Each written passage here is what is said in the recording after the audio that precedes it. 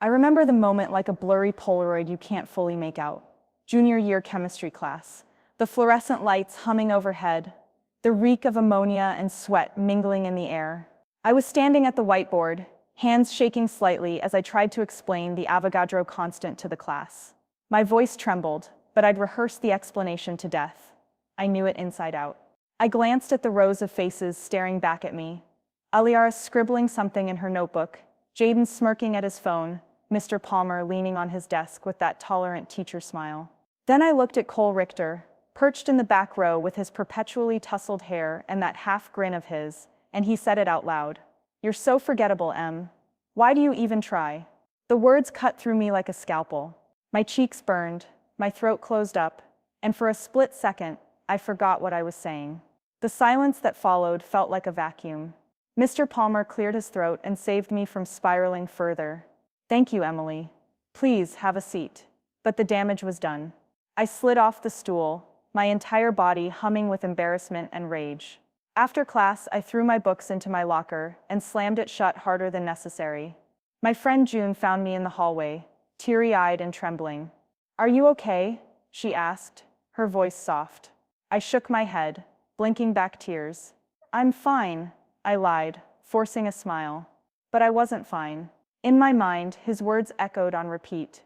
Forgettable, worthless, invisible. I imagine you've met people like Cole, charismatic, confident, always the center of attention. He captained the lacrosse team, handpicked his courses, breezed through assignments with a shrug. His locker was plastered with sports posters, his Instagram flooded with selfies and group shots, every caption dripping with casual arrogance.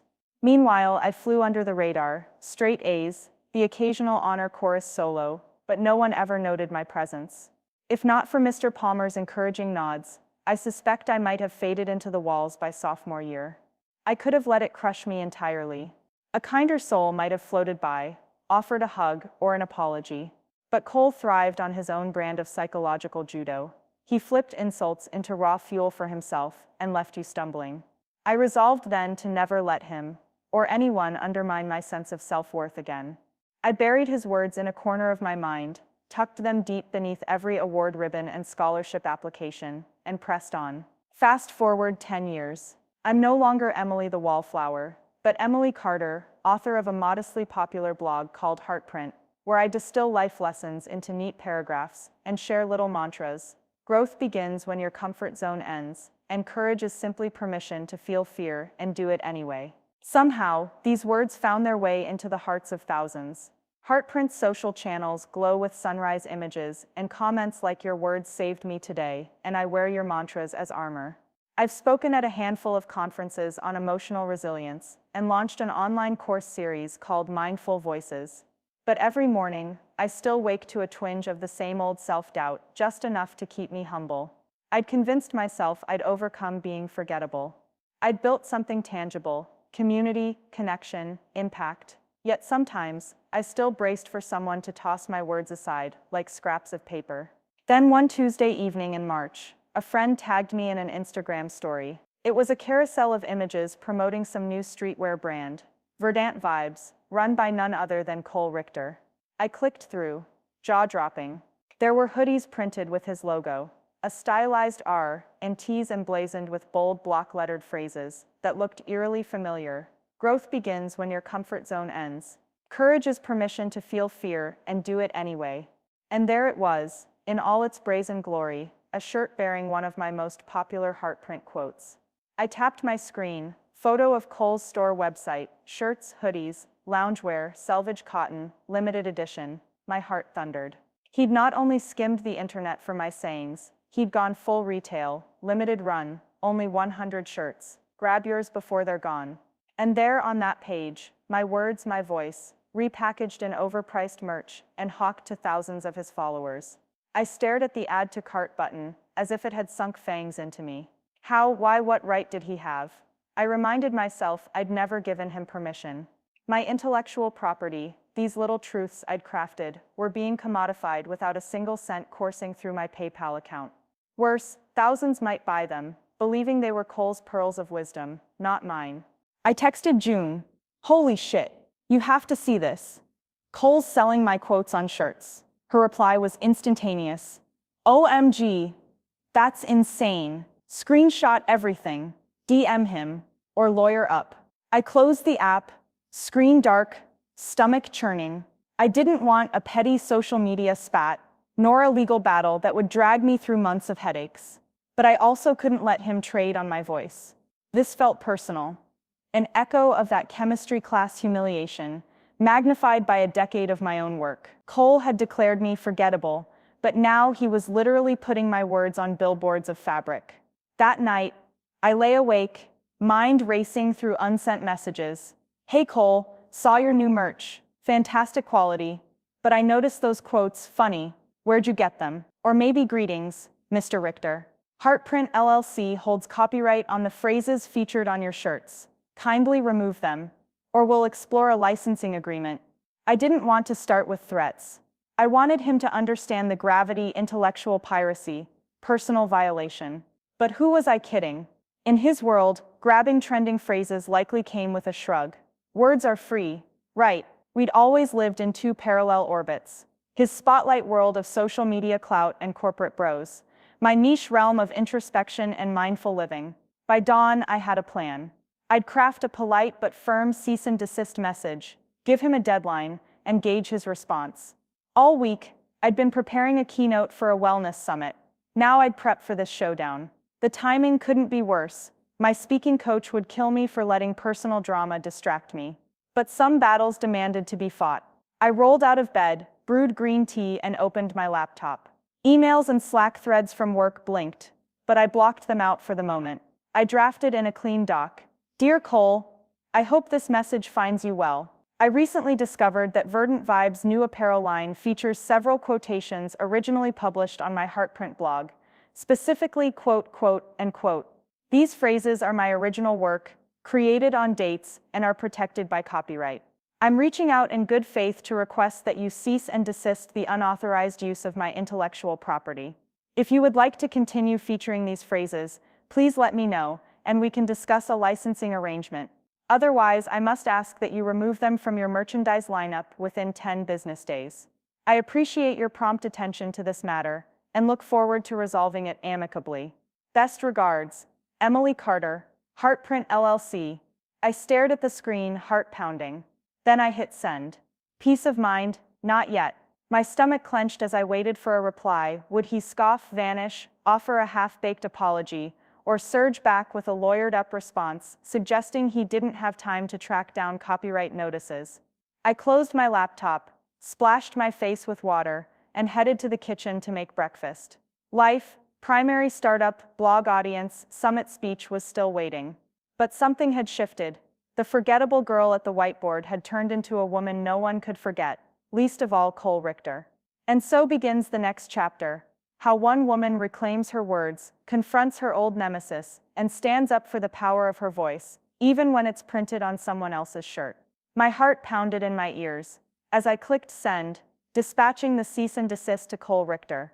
For the first time since that chemistry class, I was calling him out on paper, no less. I'd given him 10 business days. Now it was his move. Day 1, the waiting game. I spent the rest of Monday distracted by work. Final rehearsal for my keynote, sprint planning meetings, legal consultations. Each 2 minutes I spared. My email inbox blinked like a slot machine. Fruitless updates from project trackers. Then nothing from Cole. My phone stayed cold. I wondered if he'd deleted my message in disdain, or was quietly crafting a lawyerly retort. I closed the journal and let sleep find me. Sound and deep, the first chapter of my self-care journey, written in salt and sound. Tomorrow, part 2 would explore the sunrise ceremony, the cacao circle's truth serums, and the surprise encounter that would test whether I truly could let go and invite joy into the everyday. That night, I tried a nap. My phone rested on my nightstand, unlocked to my DMs. If he replied at 2 a.m., I'd see it. Of course, sleep proved elusive. I drifted in and out of dreams, amber-lit classrooms, hoodies reading "Courage is Permission," and me standing center stage, words swirling like confetti. By 4 a.m., I gave up, pulled out my journal, and wrote, "I'm allowed to stand up for my work. I'm allowed to be remembered for my voice. Even if he ignores me, I have truth on my side." Day 3. The first crack Wednesday afternoon. I was in a meeting when my phone pinged. I nearly dropped my pen. On the locked screen, a preview, "Hey Em, let's talk." My breath caught. I tapped it open. "Cole, Emily. Sorry for the radio silence. I saw your message. Can we have a call tomorrow at noon? I'd like to apologize and figure this out." I exhaled so loudly my office mate across the table shot me a glance. I nodded, managing a smile. Me, 12 works. Call me on Zoom. I'll send details. Day 4, the confrontation Thursday. At exactly 12 o'clock, we met on Zoom. Cole's half-lit office background looked smaller than his Instagram photos suggested. He wiped sweat from his brow as his camera flickered on.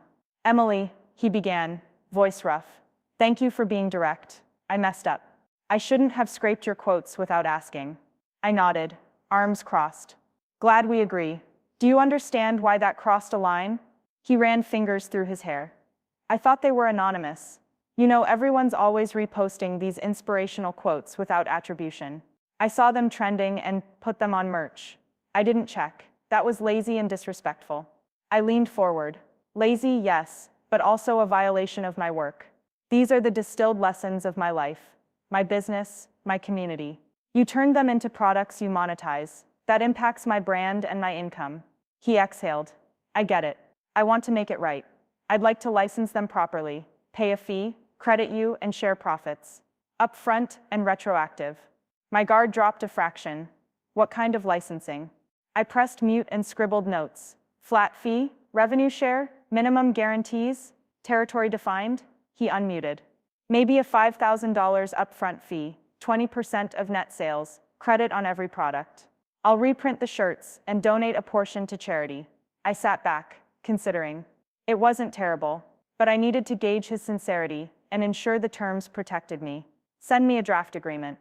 I'll review with my lawyer, and in the meantime, remove the unauthorized shirts from sale." Cole nodded vigorously. "Consider it done. I'm on it right now." We ended the call at 12:25. I exhaled, adrenaline still coursing. This was better than an empty apology. Now it was time to draft terms. Day 5, drafting the deal Friday morning. I hunkered down with my lawyer, Simone. Over black coffee and case law, we flagged key clauses: grant of license, exclusive use of the 3 quotes for merchandise, territory defined globally, term of 2 years with opt-in renewal, royalties, 20% of net sales, paid quarterly with audit rights, attribution, prominent credit on each garment and in digital listings, removal, immediate takedown of unauthorized inventory, indemnification, co-marketing provisions, joint PR announcement. By noon, I had a polished license agreement and an email drafted. "Dear Cole, attached is the proposed licensing agreement for 3 Heartprint quotations. Please review and let me know any questions. I appreciate your commitment to making this right. In the interim, please remove the shirts until we finalize terms. Thank you. Warm regards, Emily Carter, Heartprint LLC." I hit send and felt a weight lift. This was formal, professional, no more guesswork. Day 7. The mea culpa. On Monday, Cole replied with tracked changes in red. He bumped the upfront fee to $7,500, increased royalties to 25%, and proposed a 50-50th split on new quotes. He apologized profusely in the email. My lawyer frowned. He's negotiating hard, but he's making concessions. "You have leverage. Don't cave on attribution or audit rights." I agreed. We countered with 25% of net, $6,000 upfront. Also insisted on a simple carve-out, no toy quotes in non-apparel products. Simone signed off. I sent the revised doc. Cole replied, "Looks great," and e-signed by Wednesday. The press release 2 weeks later, we issued a joint statement on LinkedIn and Heartprint's blog. Heartprint LLC and Verdant Vibes announce exclusive licensing agreement for author Emily Carter's inspirational quotations. Now featured across Verdant Vibes apparel, each garment carries authentic Heartprint attribution and contributes a portion of revenues to financial literacy nonprofits. "I'm thrilled to partner with Cole," said Carter. "This collaboration ensures my words reach new audiences while honoring creative ownership." My post rippled with support, shares, comments, media inquiries. A fashion blogger praised the transparency. A legal newsletter spotlighted our deal as a model for influencer brand partnerships. My phone buzzed nonstop. Cole congratulated me and gushed that the first 500 shirts had sold out pre-order. The unveiling launch day arrived. I visited Verdant Vibes Fulfillment Center, a bright warehouse with racks of white tees and hoodies stamped with my words. Cole led me through the packing line, where workers hand-inspected the inking, attached tags that read "Quote by Emily Carter," and packaged boxes for shipping. He handed me a hoodie printed with "Courage is permission to feel fear and do it anyway." I stretched my arms into it. It felt soft and right, my voice materialized. We posed for photos, me hoodie-clad, arms crossed. Cole beaming, holding a tablet showing order numbers climbing. I realized this moment had closed a circle, from adolescent humiliation to professional triumph. The community event a month later, we co-hosted a Heartprint X Verdant pop-up in South Beach. A sunlit loft, racks of merch, a journaling station, and a Q&A stage. I moderated a panel on creative ownership in the digital age. Cole shared his marketing insights. We sold out quickly. Fans lined up to meet me, take selfies with shirts that finally had acknowledged origins, and thank both of us. In those conversations, I felt the power of community people who found meaning in my words, who now wore them proudly. They chatted about resilience, vulnerability, purpose, lessons once buried in blog posts, now stitched into their wardrobes. Epilogue, unforgettable months later, as I stepped onto the stage at my own Heartprint Live conference, I spotted Cole in the front row. He stood, applauding, a crowd wearing my quotes behind him. I spoke of empowerment, creative integrity, and the lesson of owning one's voice. Then I dedicated a slide to the unforgettable voices we all carry and the courage to ensure they're heard and honored. The crowd rose, cheering. Afterward, Cole and I embraced backstage. "Thank you," he whispered, "for not staying silent." I smiled. "Thank you for listening." As I left the venue, hoodie around my shoulders, I thought back to that whiteboard in Mr. Palmer's class. I'd been anything but forgettable, an author, a speaker, a catalyst for change, and now everyone who wore those calibrated phrases carried a fragment of my journey, my voice, and my insistence on being remembered. The final chapter hadn't been about revenge or vindication. It was about reclaiming what was mine, partnering to amplify it, and transforming a jeer into a triumph that everyone could wear on their sleeve.